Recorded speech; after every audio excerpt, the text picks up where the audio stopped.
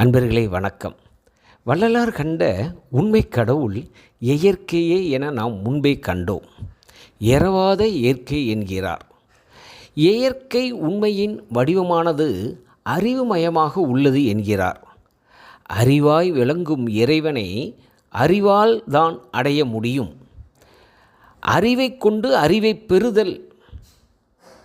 சிறிய அறிவு பெற்றுள்ள நாம் நம்மில் ஒழுக்கம் நிரப்பி இயற்கை விளங்கும் தரத்தையும் அதன் கருணை நிலையையும் நம் தரத்தையும் சிறுமையையும் ஊன்றி விசாரிக்க வேண்டும் என்கிறார் வள்ளலார். இதனால் நம்மிடையே ஒரு பணிவும் நெகிழ்வும் அதனால் கண்ணீரும் வருகிறது.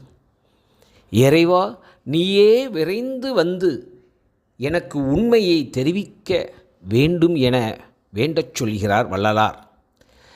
அன்பர்களே, இந்த வழிபாட்டில் உள்ளது எதுவெனில் சமயங்களில் உள்ளது போல் சடங்குகளோ மந்திரங்களோ ஆசார வகைகளோ இல்லை என காண்க.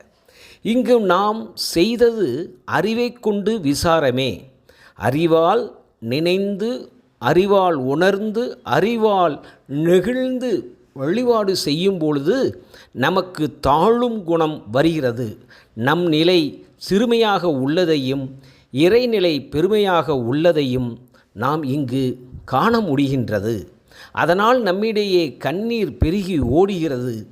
இந்த வழிபாட்டில் உண்மை இருக்குமாயின் நாம் உண்மையை காணுகின்ற வழியை கடவுள் நமக்கு காட்டுகிறார் என்கிறது சுத்த சன்மார்க்கம்.